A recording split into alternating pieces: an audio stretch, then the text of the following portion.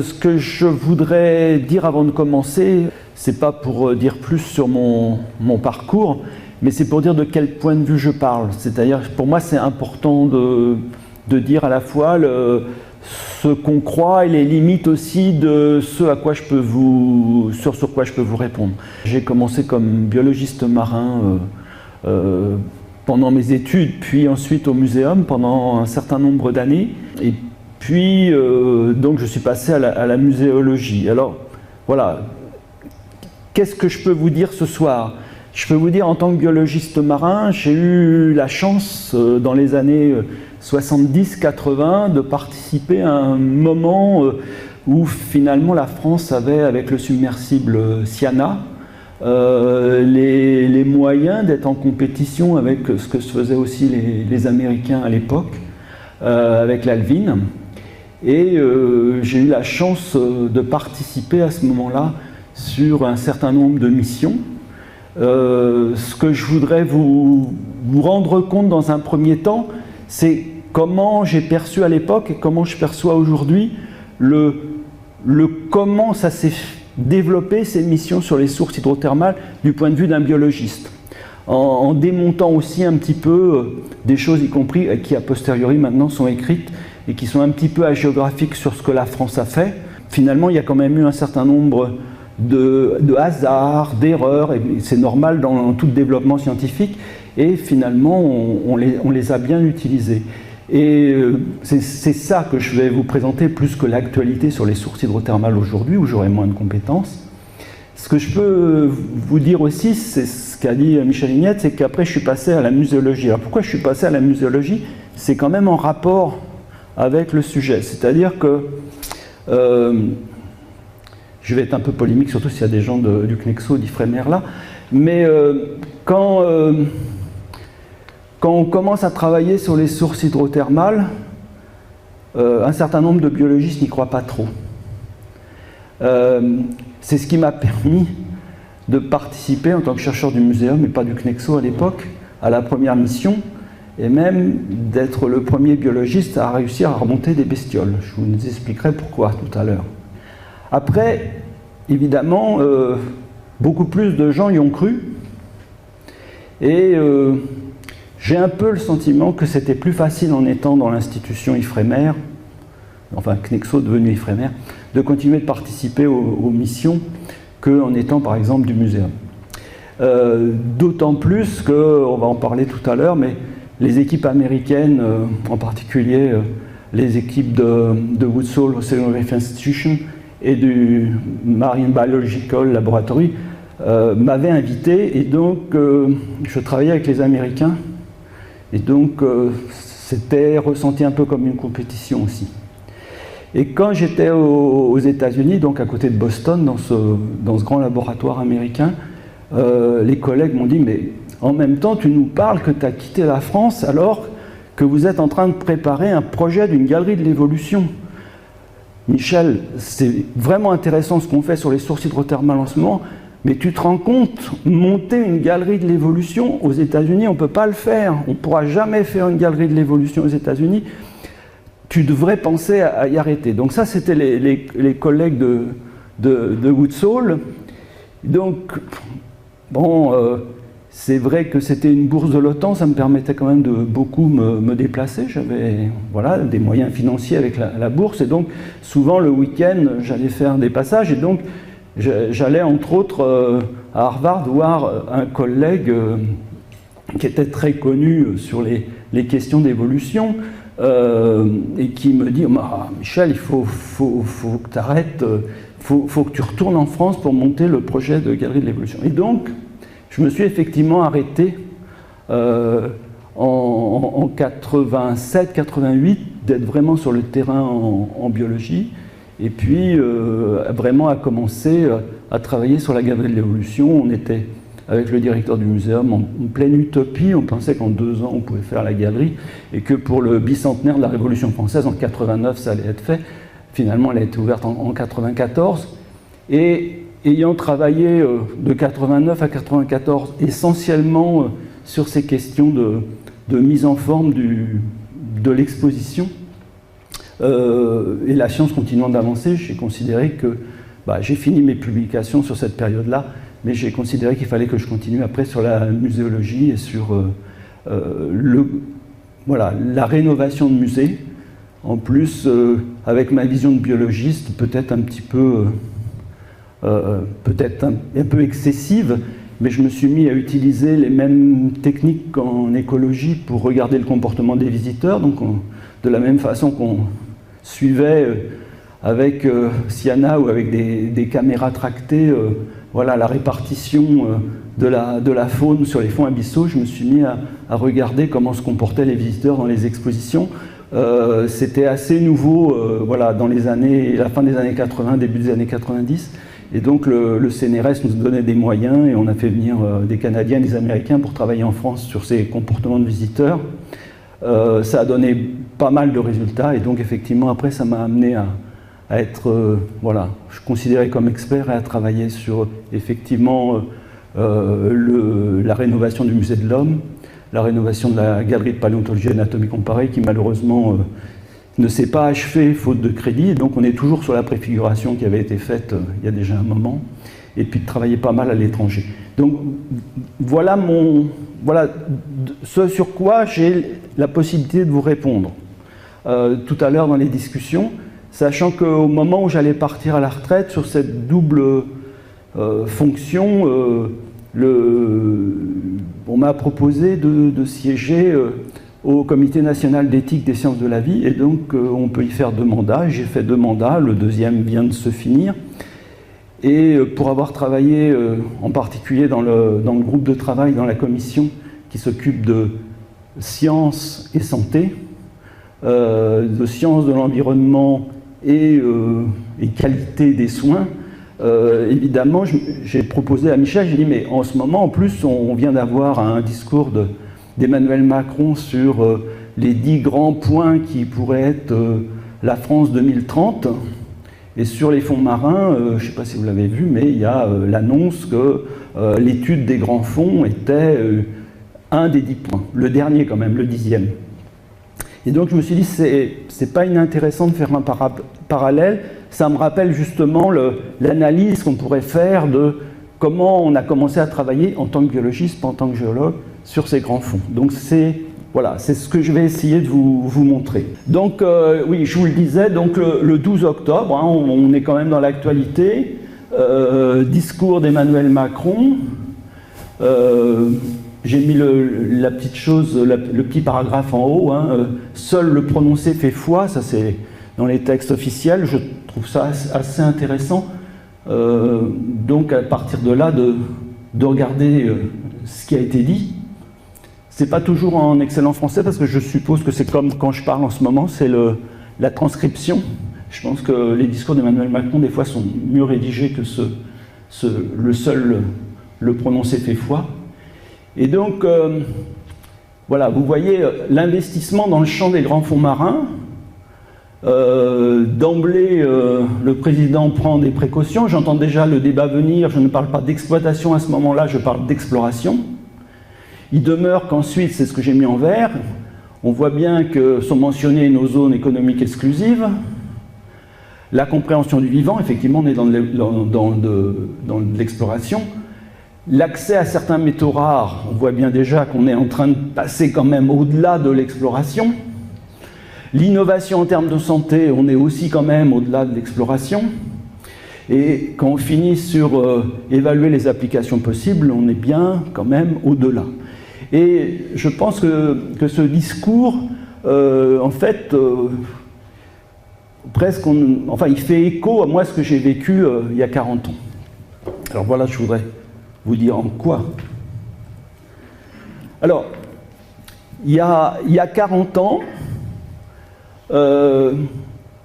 on commence à essayer de travailler sur la biologie du profond. Ça fait depuis la fin du 19e siècle qu'on a une connaissance du profond, mais c'est des campagnes qui prélèvent ponctuellement dans des points de l'océan.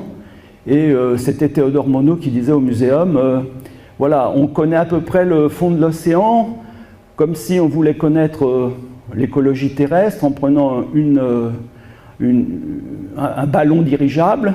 On descendrait une petite cuillère au bout d'un fil, on remuerait un petit peu la petite cuillère sur ce qui est en dessous de nous, une forêt, un désert, une prairie. On remonterait la petite cuillère et on dirait « Ah, ça y est, on connaît la biologie terrestre ». Et c'est vrai que sur la biologie des fonds marins, on était à peu près dans cette situation-là. Et donc, il y a une quarantaine d'années, on développe en fait des choses qui aujourd'hui sont plus automatisées, mais à droite, ce que vous voyez, c'est des caméras, les premières caméras un peu autonomes qui étaient tractées ou qu'on essayait de rendre autonomes avec une motorisation. Et puis à gauche, ce que vous voyez, c'est en fait des pièges à particules pour essayer de comprendre ce qui se passe entre la surface et le fond. Et donc, c'est ce que les anglo-saxons appelaient la snow, la neige, et d'essayer de comprendre comment ce qui était en surface arrivait ou pas au fond et en quoi ça permettait au cycle de vie de se développer.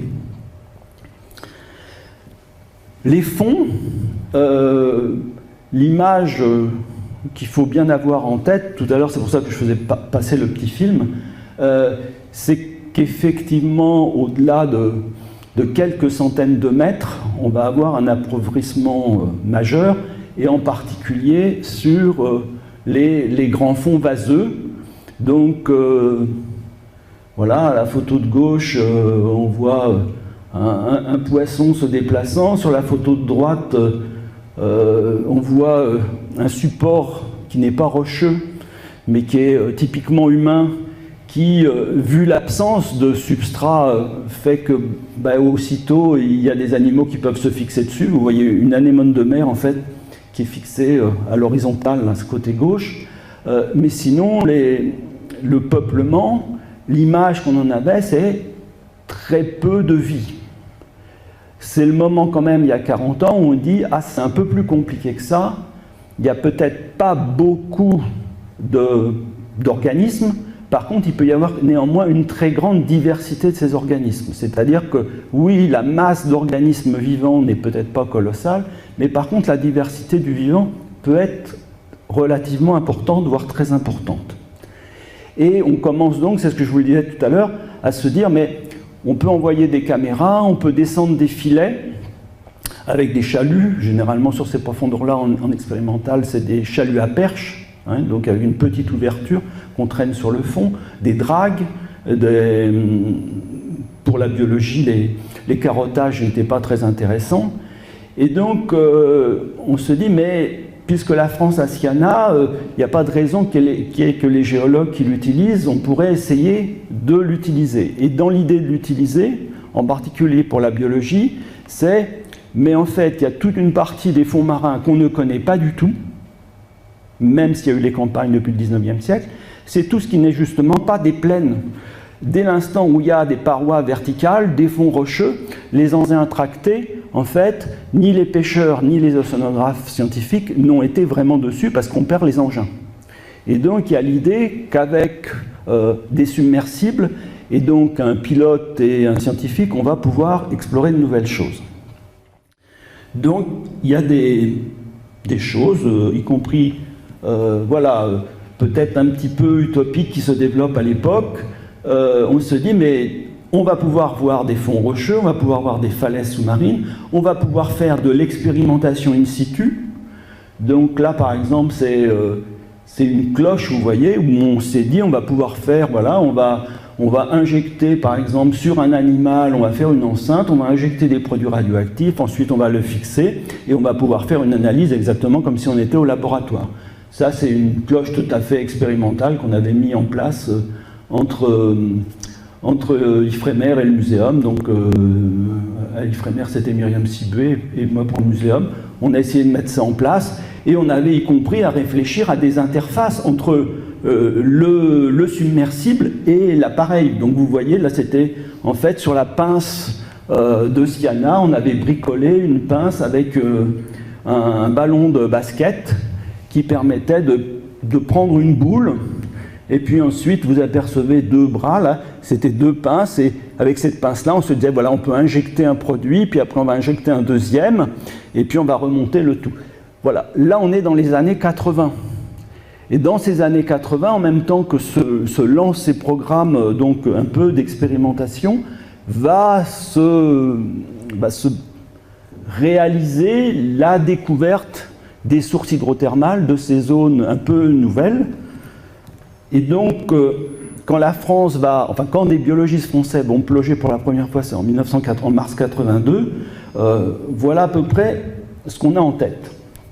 Alors, en mars 82, il y a eu des campagnes franco-américaines avec Siana au milieu de l'Atlantique, où les géologues ont vu que dans les prélèvements, il y avait des roches extrêmement intéressantes, puisqu'elles étaient entre autres très riches en métaux rares. En l'occurrence, là, c'était du manganèse.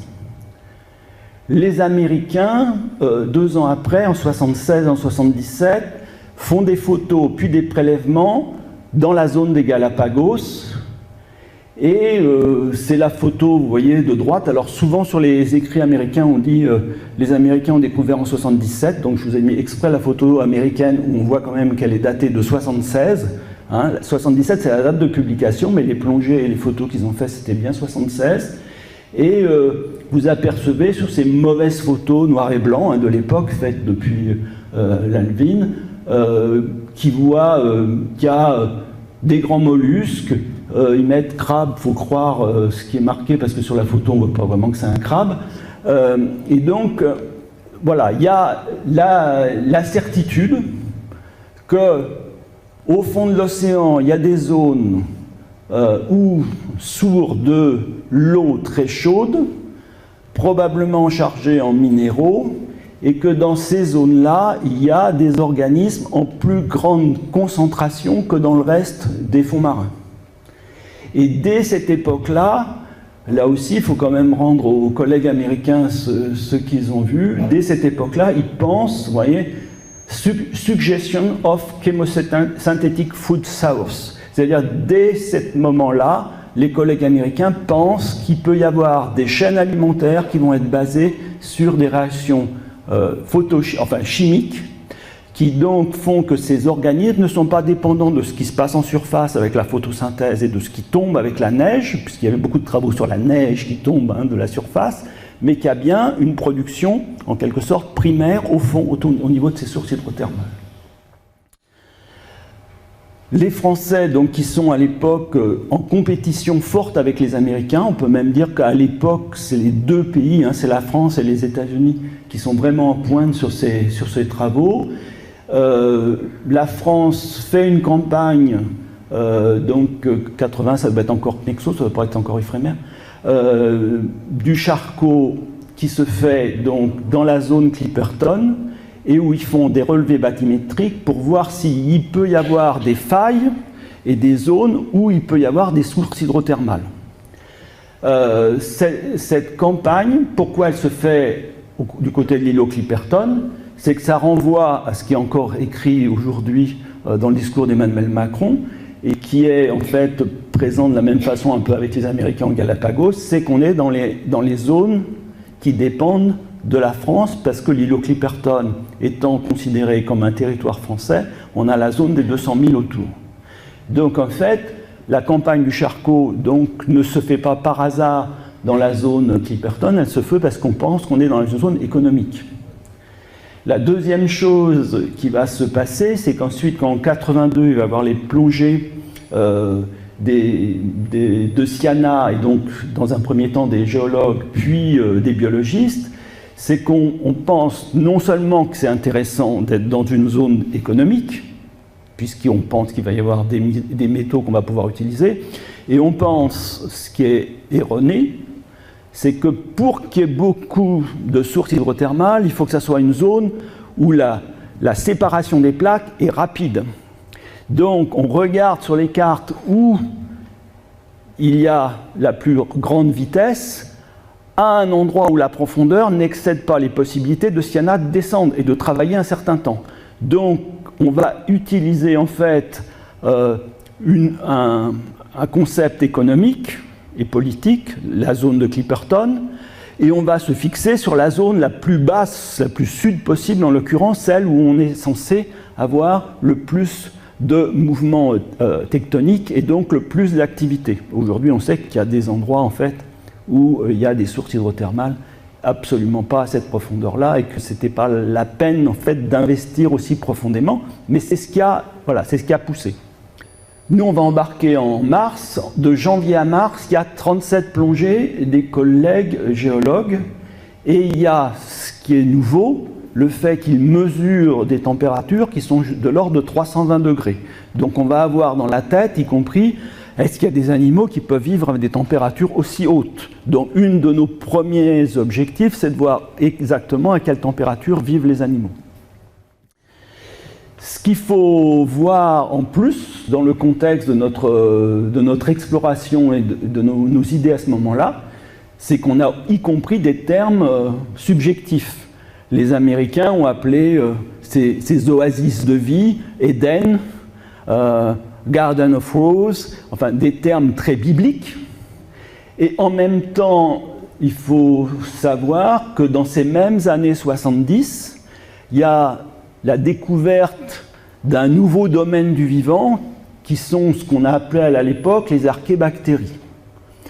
Et le fait qu'on les appelle archées, ça veut dire qu'on est aussi dans l'imaginaire que c'est des organismes ancestraux, peut-être à l'origine de la vie sur Terre, et que, puisque dans les endroits où on en a trouvé, c'est des endroits extrêmes, ça va être très intéressant de voir s'il n'y a pas des archébactéries au niveau des sources hydrothermales, et donc que non seulement on serait en face du jardin d'Éden, mais en plus de l'origine de la vie avec ces éléments-là.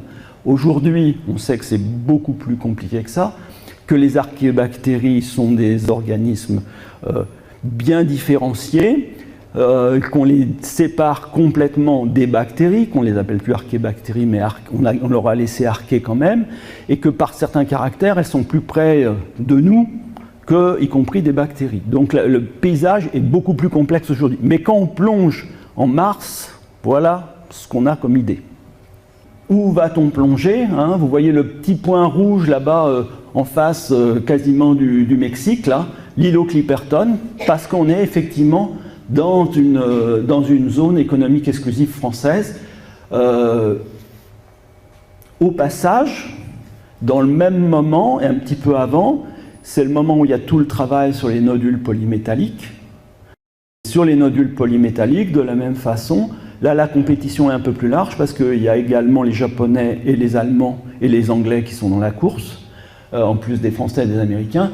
De la même façon, la France va pas mal rechercher vers Clipperton et personnellement, moi je vais participer à des missions qui partent d'Afrique du Sud, qui essayent de descendre en dessous de Crozet et Kerguelen et qui vont chercher autour de la Réunion s'il n'y a pas des grands champs de nodules polymétalliques. Et puis l'hypothèse de Lucien Leclerc, qui était le directeur du labo de géologie du muséum, qui pense qu'à l'époque, il peut y avoir plusieurs couches de nodules polymétalliques, et en l'occurrence, il a raison, et maintenant c'est confirmé. Alors, cette campagne Biociatherm, voilà, on utilise ce petit submersible, hein, Siana. Siana, c'est une boule de métal, avec, vous le devinez devant, vous voyez, on aperçoit un hublot, il y a deux hublots, en fait on est trois dans Siana, il y a le navigateur qui ne voit rien, qui est au milieu, qui est couché en arrière et qui lui a juste des écrans et qui fait qu'on navigue dans un champ de balises qui ont été mouillés à l'avance. Donc on sait où on est par rapport au champ de balises.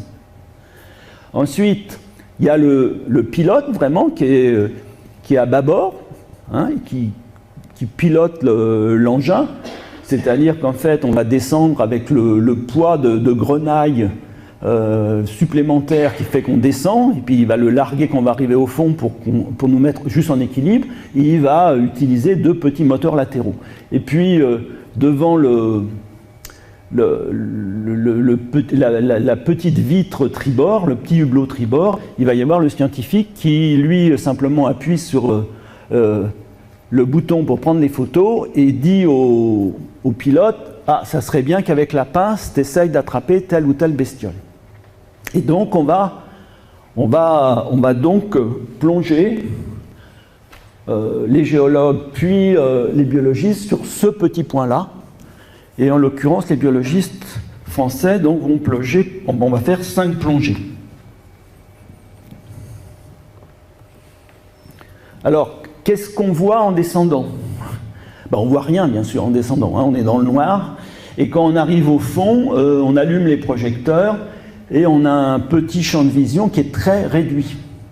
Donc ce champ de vision, en l'occurrence, moi sur ma plongée, on arrive sur la lave totalement durcie, les pilots de lave durcis, et on voit que de temps en temps, mais ce n'est pas extraordinaire, il y a un animal de temps en temps. Alors comme moi je travaillais sur les anémones de mer, voilà, évidemment je vous mets une photo d'anémone de mer, mais donc on n'est pas très différent de ce qu'on peut voir en abyssal, en profond, comme d'habitude. Et puis on arrive sur les zones où donc il y a ces sources qui sortent donc avec des températures très élevées, et là évidemment on n'est plus du tout en face d'un milieu abyssal classique. Vous voyez ces grands vers. Alors, les grands vers avec leurs branchies rouges, des sortes de petites patelles dessus. De temps en temps, vous voyez des énormes moules. Grossièrement, c'est la taille des moules d'eau douce, on va dire. Vous apercevez quelques poissons, vous apercevez des galatées autour.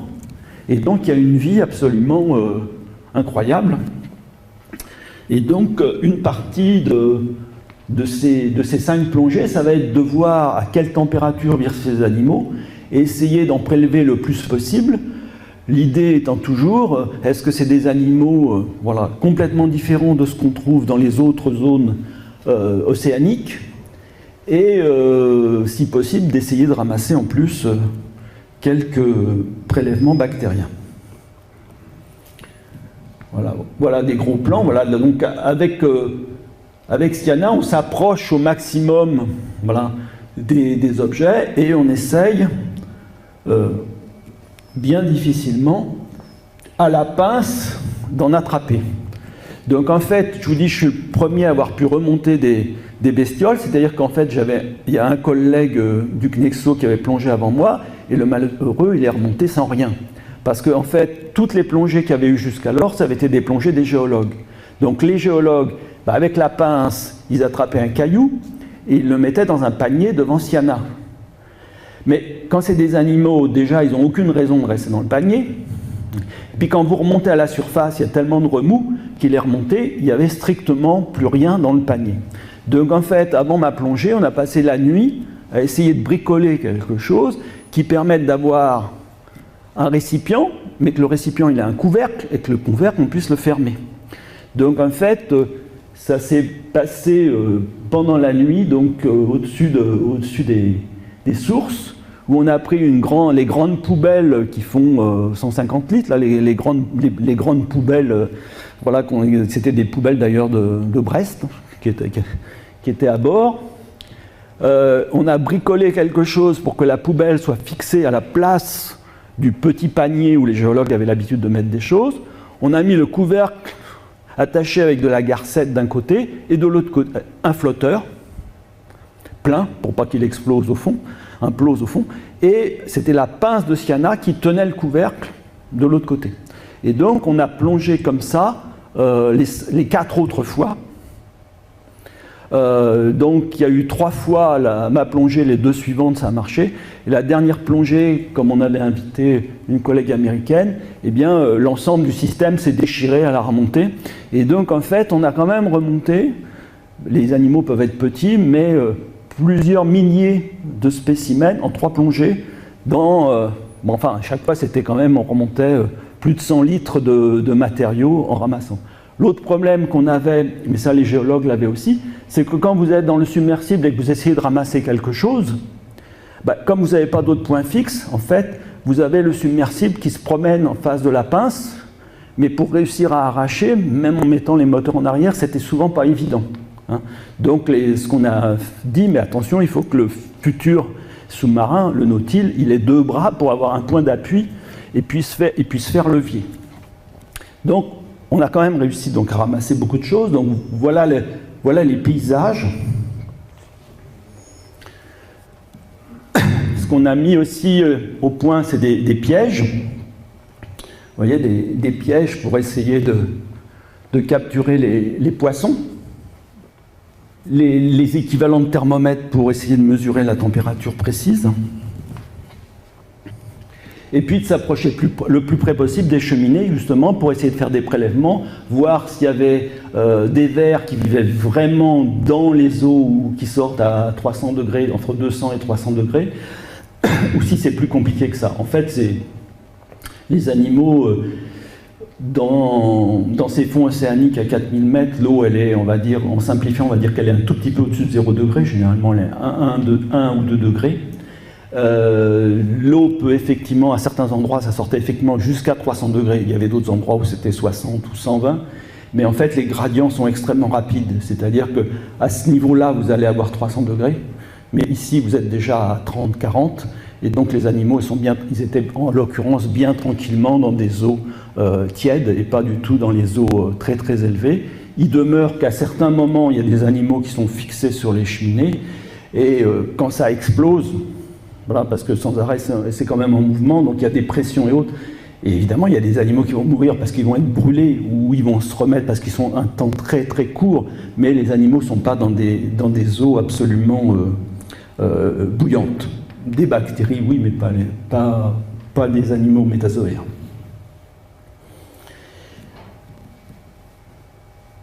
Voilà, donc moi je travaille sur les animaux de mer, alors je vous en remets une, bien sûr. Voilà typiquement le problème qu'on a eu. Je ne sais pas si les collègues y sont arrivés depuis, mais autour des cheminées, il y a des courants de convection, parce que l'eau monte, ça fait des courants latéraux, ça fait des courants en tous sens, et donc il y a des animaux qui captent des petites proies et des particules, dont les anémones de mer, et donc sur les falaises faites de roches enfin de roches qui est refroidie, vous avez un support qui permet à des anémones de mer de se fixer.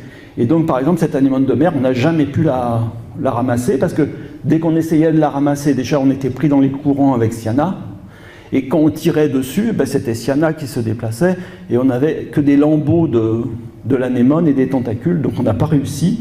Et donc, en l'occurrence, on n'a pas publié le nom de celle-là à l'époque.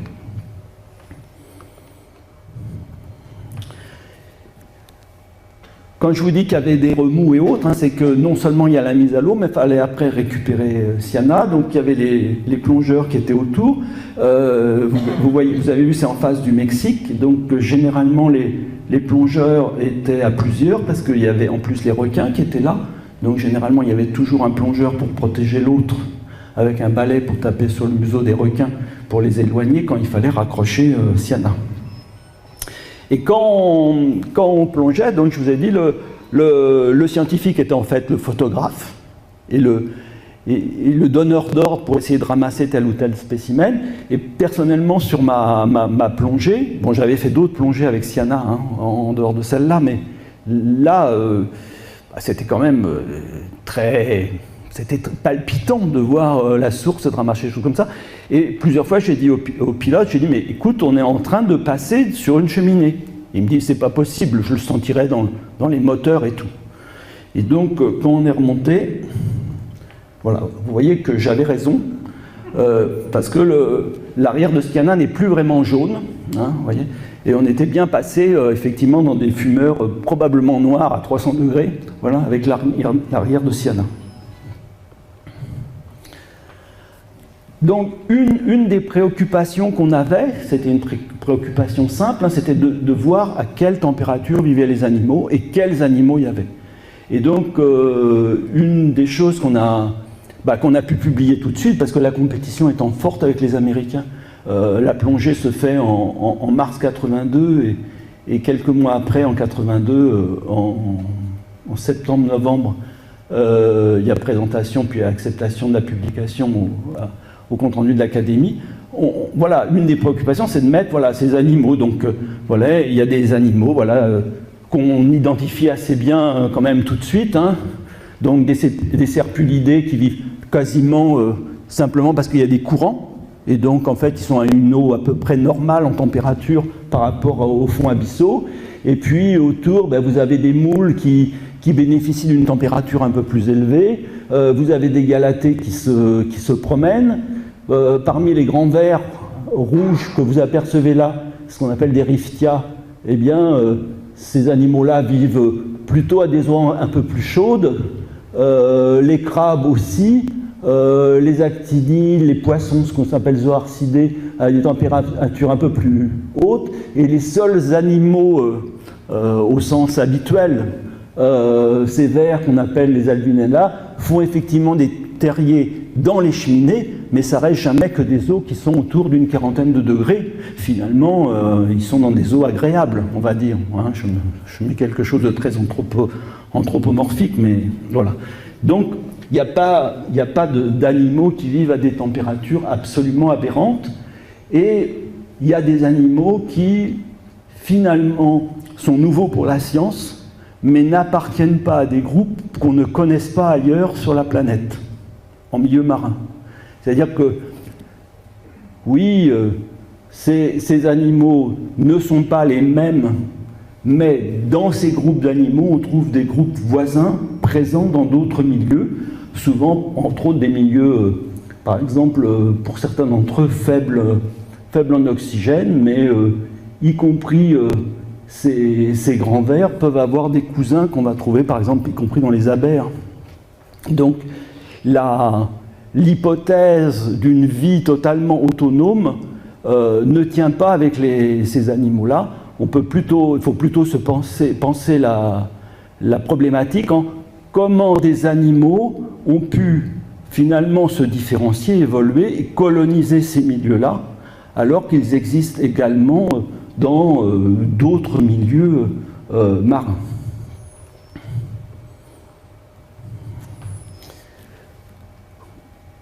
Si vous vous rappelez tout à l'heure, je vous ai dit les Américains avaient travaillé sur les sources hydrothermales du côté des Galapagos, les Français du côté de l'îlot Clipperton. Aujourd'hui, la carte des sources hydrothermales explorées plus ou moins à fond, elle est beaucoup plus nombreuse. Et donc, c'est l'état à peu près actuel là des données. Vous voyez qu'il y a quand même un nombre de sources identifiées qui est très important au niveau de la planète dans toutes ces zones d'expansion, et qu'il n'y a pas que dans les zones d'expansion rapide. Peut-être qu'une des zones des expansions les plus rapides, ça serait celle-là, mais une zone d'expansion lente comme le milieu de l'Atlantique, il y en a aussi énormément.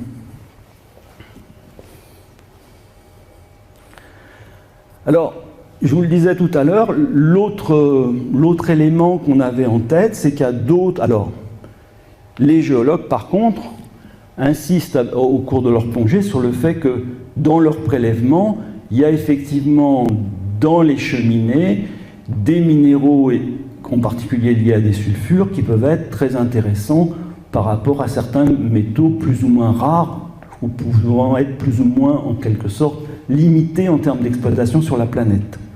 L'autre source de minéraux qui pourrait venir compenser des manques au niveau des exploitations minières habituelles, et qui surtout pourrait permettre à tel ou tel pays de ne plus être dépendant, par exemple, de telle ou telle région du globe où il n'y aurait que, par exemple, du cobalt, du manganèse et autres, et donc d'avoir une plus grande autonomie, c'est les nodules ou croûtes polymétalliques qui existent sur les fonds des océans. Alors je vous mets juste une vue pour vous rappeler l'aspect que ça a, c'est-à-dire que dans les plaines, on va dire, très profondes, celles en particulier où il y a une sédimentation très lente, se forment effectivement des concrétions qui vont être avec des natures un peu différentes d'une zone du globe à une autre, mais très riches en métaux intéressants qui peuvent être, pour les métaux intéressants, on pourrait dire le cuivre, et pour d'autres endroits le cobalt par exemple.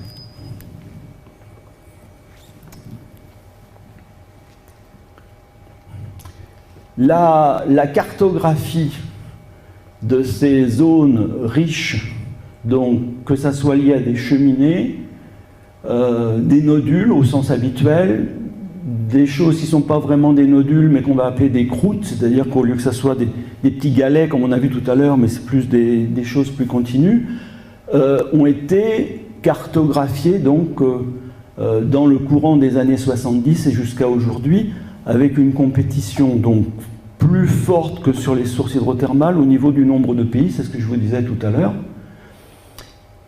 avec l'idée que c'était des ressources en devenir potentielles pour certains pays, et donc y compris ces cartes, de mon point de vue, sont des cartes incomplètes, c'est-à-dire que je pense, de ce que j'en sais, que beaucoup de pays n'ont pas donné l'ensemble des zones qu'ils ont repérées. Personnellement, pour avoir participé à au moins une mission française, je vous le disais tout à l'heure, dans les eaux qui sont liées au Kerguelen et à La Réunion, je me souviens qu'on a fait des prélèvements à des endroits que j'ai trouvés sur aucune carte aujourd'hui. Donc je pense que tous les pays qui ont les moyens à la mer ont fait des cartographies aussi complètes que possible, souvent intéressés par leur zone économique, mais n'ont pas forcément donné toutes les données, même si aujourd'hui on n'a pas les moyens complètement de collecter de manière rentable ces fonds. Donc si on revient à la déclaration il y a quelques jours du président Macron, ça vaut la peine à mon avis de regarder, alors avec un regard un peu critique et éthique, enfin pas mon regard critique et éthique n'est pas forcément vis-à-vis de Macron, mais y compris vis-à-vis de la communauté scientifique. Qu'est-ce qu'on peut mettre derrière ces termes que j'ai mis en vert? Nos zones économiques exclusives, il est clair que tous les pays du globe sont intéressés par une étude des ressources potentielles dans les zones économiques exclusives. Effectivement, ça peut donner de l'indépendance par rapport à d'autres sources, en particulier minérales, si on est capable de les exploiter. Compréhension du vivant. Alors, est un levier extraordinaire de compréhension du vivant. Oui, mais on pourra en discuter tout à l'heure. Je pondère un petit peu, moi personnellement, en répétant ce que j'ai dit tout à l'heure, les espèces qu'on a découvertes sont des espèces nouvelles pour la science, mais où la problématique est plutôt de savoir comment elles se sont adaptées à ces milieux, plutôt que de penser que c'est leur milieu originel. Donc, compréhension du vivant, oui. Compréhension du vivant, y compris avec les faunes bactériennes et les archées, mais de la même façon, des bactéries qui peuvent vivre dans des milieux équivalents à hypersalés en fait, et très chauds, il en existe dans d'autres endroits, et des archées qui vivent dans des milieux extrêmes, il en existe aussi dans d'autres endroits. Donc, oui, il y a une compréhension qui est accrue, ça donne de nouveaux lieux, mais ça ne donne pas, à mon sens, de nouveaux modèles. Et y compris en termes de compréhension du vivant, le fait qu'il y ait des organismes qui, par exemple, comme les vers qu'on voyait tout à l'heure, n'ont même plus de tube digestif et vivent uniquement avec des bactéries ou des archées qui leur donnent un supplément de nourriture, et donc c'est une symbiose totale, ça existe dans d'autres endroits. Donc oui, c'est des systèmes intéressants, c'est peut-être des exemples intéressants, mais ça ne changera pas, contrairement à ce qu'on pensait il y a 40 ans, notre façon de voir l'évolution du monde vivant. Hein, voilà, c'est nouveau, c'est intéressant, c'est de nouvelles espèces, ça vaut absolument la peine de les étudier, ça donne une vision plus riche, c'est-à-dire plus diversifiée de ce qui se passe dans le fond des océans, mais ce ne sera pas, c'est pas des nouveaux modèles. Ça ne veut pas dire que sur ces archées, sur ces bactéries, il n'y a pas des exploitations intéressantes qui peuvent être faites, c'est mis ensuite pour des innovations en termes de santé, voire dans d'autres domaines, puisqu'effectivement on va pouvoir avoir des travaux, entre autres, sur un certain nombre de polysaccharides, sur un certain nombre de bactéries ou d'archées qui vont résister à des températures, qui vont permettre de faire des réactions à d'autres températures. Mais je pense que la responsabilité des scientifiques, c'est à la fois de dire qu'il faut absolument continuer d'explorer ces milieux. On les connaît de manière absolument insuffisante. C'est toujours un petit peu gênant quand on fait miroiter quelque chose qui, à mon avis, excède ce qui va sortir. Parce qu'après, il y a le retour de bâton. Ah, mais ça n'est pas ça. Vous nous avez promis des choses que vous ne pouvez pas tenir. Hein. Donc, personnellement, je crois vraiment que la responsabilité des scientifiques aussi, c'est de dire, voilà, on est en train de découvrir des choses nouvelles, très importantes, ça ne va pas faire basculer les modèles de représentation qu'on a. Accès à certains métaux rares, oui, sans aucun doute. Innovation en termes de santé, ben, je vous dis oui, on peut trouver, il y a des nouvelles molécules qui sont travaillées, il y a des nouvelles réactions bactériennes ou d'archées qui fonctionnent. Innovation sûrement. Évaluer les applications possibles. C'est là-dessus qu'au niveau éthique, quoique dans le discours il soit marqué au-dessus, j'entends déjà le débat à venir, je ne parle pas d'exploitation à ce moment-là, je parle d'exploration, c'est là où, à mon sens, il y a une vraie question à se poser aujourd'hui. La question à se poser aujourd'hui, alors, je prends un exemple, voilà, je vais prendre un exemple un peu provocateur. Rapport de l'UNESCO sur la science vers 2030. Il faut explorer le monde marin et le monde profond sans aucun doute. Il faut aussi se poser le problème global de la façon dont on finance la science. La connaissance, elle ne va pas avancer que dans le domaine du marin si on n'avance pas dans d'autres domaines. Donc, en vert clair, vous voyez les compétences, en quelque sorte, comparées de la France avec les 5 autres grands pays développés. Bon, je pense, pour ceux qui s'intéressent à ce domaine-là, on sait que la France est très très bonne en mathématiques. Vous voyez, elle sort, effectivement, c'est confirmé par l'étude de l'UNESCO. On voit qu'elle est bonne en informatique aussi, et qu'elle est bonne en géosciences. Si on voit, par contre, au niveau des sciences de la vie, on voit que la situation à l'heure actuelle de la recherche en France est franchement en dessous de tous les autres pays développés. Et donc, oui, il faut développer la recherche, bien sûr, sur le monde biologique profond, mais c'est l'ensemble de la recherche en biologie en France aujourd'hui qu'il faudrait voir de manière globale. Et la situation là, elle est vraiment pas terrible, et qu'on voit que sur les sciences médicales, il n'y a pas eu besoin d'attendre le Covid et de voir qu'on n'arrivait pas à faire un vaccin pour voir qu'on n'est pas très bon non plus. Hein. Donc, il y a, oui, des efforts à faire en termes d'exploration des fonds marins, mais il y a aussi une réflexion globale à faire sur les équilibres de politique scientifique entre disciplines. Et en France, il y a des domaines, et à mon sens, ce n'est pas assez dit, où on est très bon, et il faut continuer de les soutenir.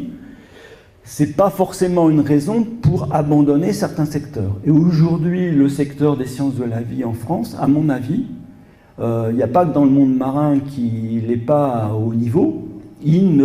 Aujourd'hui, il ne bénéficie pas des moyens et du public et du privé pour être à un niveau international.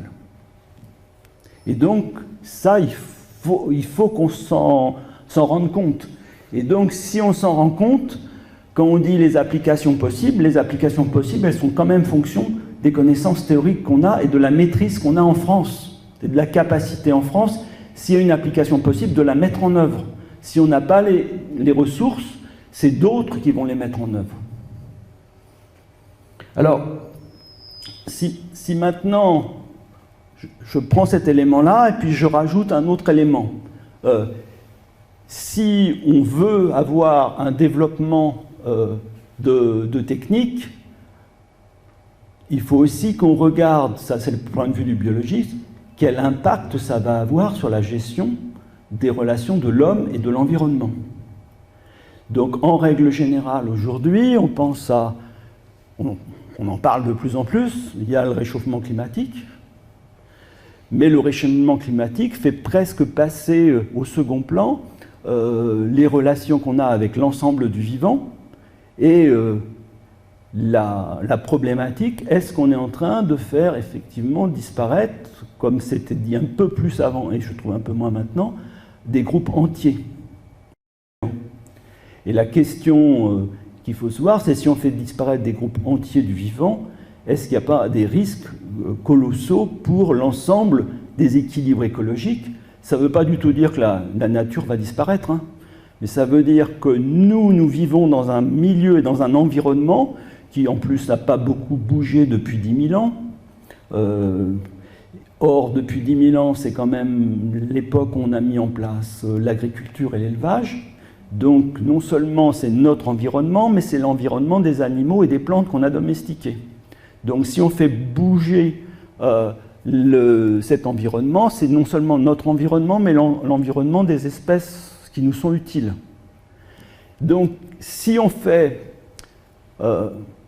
une prise en compte de ces éléments-là, est-ce qu'il y a des risques? Voilà. Comment peut-on prendre en prenant en compte ces risques globaux? Si par exemple, comme on le pense à l'heure actuelle, la plupart en milieu terrestre, la plupart des insectes pollinisateurs sont en train de vraiment subir un choc majeur, alors que le besoin en plantes nourricières dépendantes de la pollinisation ne fait que croître avec le développement de la population, comment on va résoudre cela? De la même façon, en milieu marin, si on fait des perturbations, par exemple en exploitant des minéraux autres, est-ce que ça a une répercussion ou pas sur telle ou telle espèce ou sur telle et telle phase de production? Donc là, je vous donne de manière un petit peu sentencieuse ensuite un exemple.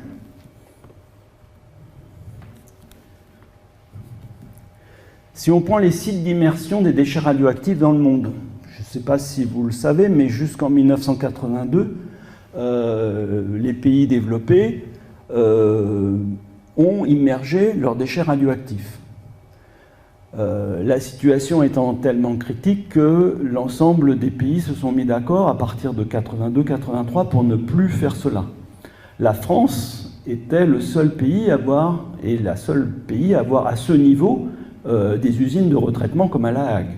C'est-à-dire que les autres, et en particulier les Anglais, ont immergé des quantités de fûts radioactifs qui sont absolument prodigieuses. Vous voyez là les masses. Vous voyez qu'au niveau de l'activité radiologique totale qui a été jetée en mer, entre les Russes, là-haut avec 45, et puis là vous voyez 49,7 de l'activité radiologique totale dans l'Atlantique Nord-Est, essentiellement les Anglais. Hein, c'est quand même, voilà, c'était pas négligeable. Et ces zones, c'est intéressant justement de les comparer à, est-ce que ces zones recouvrent les zones où potentiellement il y a des minerais qu'on pourrait extraire? Alors vous voyez immédiatement ma démarche. Si on se met à extraire des minéraux dans des zones où on a immergé des produits radioactifs, il y a quand même une réflexion à avoir. Alors vous pourriez penser que, bon, j'exagère un peu, ces zones radioactives, bon, c'est pas... Voilà. Donc là, je vous ai mis le rapport de 2014 qui a été fait par l'organisme international et on l'a rendu par les Allemands. Vous voyez qu'ils ont, voilà, ils se sont mis quand même à doser, on a récolté les animaux dans ces zones d'immersion. Et vous voyez que, alors, donc des crustacés, des anémones de mer, des holoturies, des poissons, et en strontium et en césium, c'est pas négligeable. Donc, c'est pas une... voilà, je suis pas en train de rêver qu'il y aurait des endroits où il y ait de la radioactivité de manière totalement anormale. Non, non. Ça, c'est des choses qui sont sûres. Et maintenant, si je pousse un peu, voilà, en haut, vous avez la carte de tout à l'heure, hein, avec les zones d'immersion. Et puis en bas, vous avez les zones où, potentiellement, il y a du minerai à extraire. Alors, si vous regardez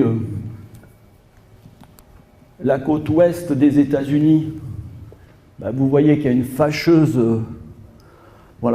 correspondance. Et si vous voyez notre Atlantique Est, vous voyez aussi qu'il y a une fâcheuse correspondance. Donc, je ne vous dis pas qu'il y a un problème d'exploitation des minéraux absolument partout lié aux zones d'immersion des produits radioactifs, mais je dis simplement que ça vaut la peine de prendre en compte cette donnée-là. Si je continue dans le même sens, c'est dommage parce que là vous allez rester marqué par l'atome, alors que ce n'est pas le seul problème. Aujourd'hui, on a en France un code minier qui est plutôt plus coercitif, plus protecteur que dans tous les autres pays du monde. Il demeure que, si vous regardez les évolutions du code minier, vous pouvez voir qu'il est dit qu'en période d'exploration et d'exploitation, il faut prendre en compte un certain nombre de facteurs de protection de l'environnement. Et l'exemple qui est pris, y compris dans la partie législative, même pas dans la partie réglementaire, c'est de dire, en particulier dans l'exploitation des hydrocarbures, il faut veiller à ce qu'il n'y ait pas d'impact qui puisse, en quelque sorte, intervenir sur des phénomènes de réchauffement climatique. C'est des évolutions assez récentes du code minier, y compris pour le milieu marin. Il demeure que vous ne trouvez jamais, dans le code minier, de choses qui prennent en compte la différence entre le terrestre et le marin. À savoir que quand vous appliquez le code minier au niveau terrestre, vous êtes en phase de mine ou de carrière. Quand vous êtes dans le domaine marin, vous pouvez considérer que vous êtes dans l'équivalent d'une carrière au fond. Mais il n'y a aucun élément aujourd'hui juridique, et je vous dis, c'est en France où c'est encore le plus avancé, où on considère qu'il y a une colonne d'eau au-dessus. Et en plus que cette colonne d'eau, elle est sans arrêt en mouvement et qu'elle est traversée par des organismes qui passent dans tous les sens au-dessus, à la verticale et à l'horizontale.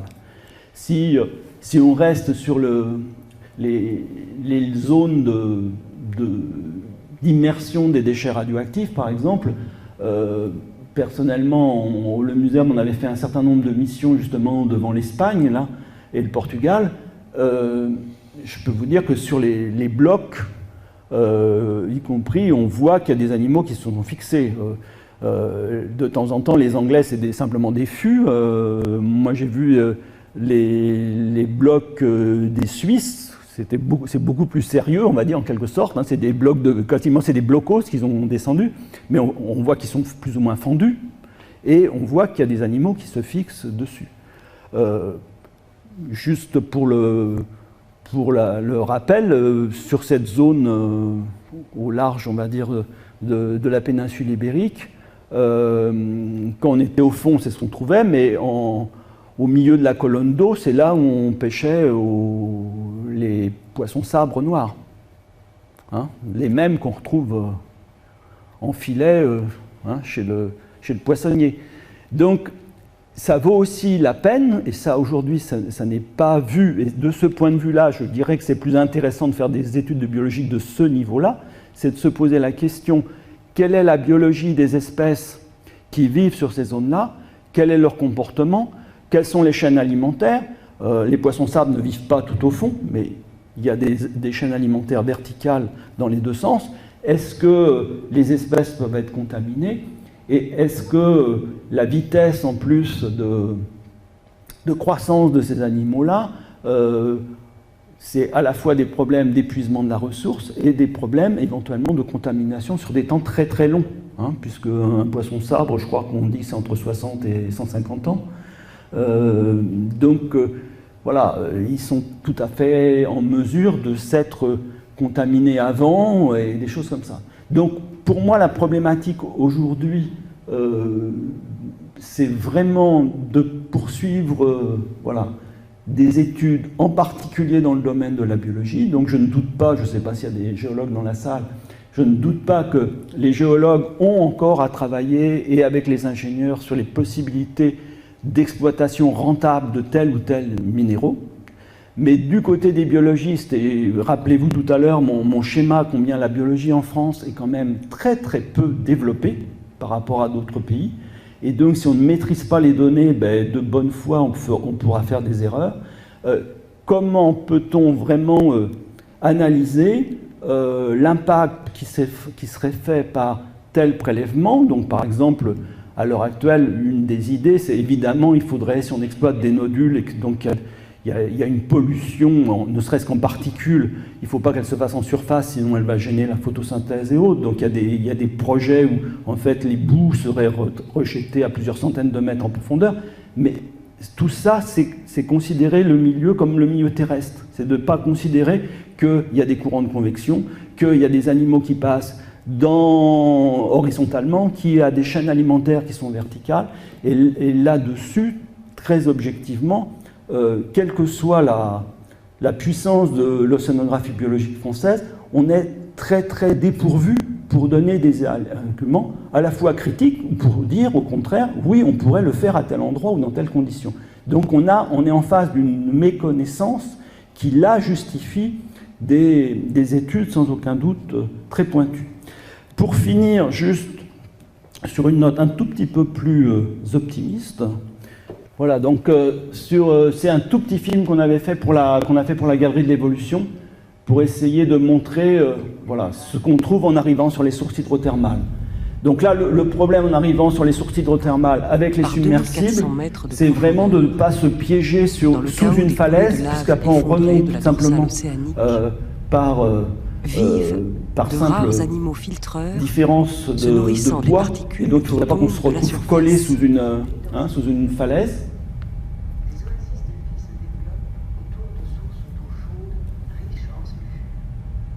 Ouais, le commentaire n'est pas forcément pertinent, mais c'est pas grave, parce que c'est dans l'expo. Vous voyez les ensembles de moules, comme ça fait vraiment des tapis de moules. Voilà. D'abondants vers à panache. Voilà, là c'est les petits vers Alvinella qui eux peuvent être dans des eaux donc jusqu'à 40 degrés à la périphérie des cheminées. Les cheminées formées de dépôts minéraux sont tapissées de vers Alvinella.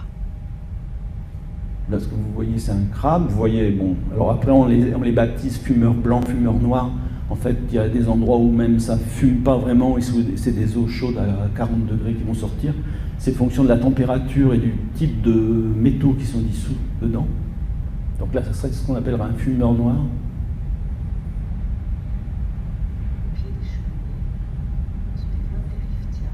Voilà, donc ça, c'est ces gros vers qui donc n'ont même plus de tube digestif. Ils sont entièrement liés à leur symbiose avec les micro-organismes symbiotiques.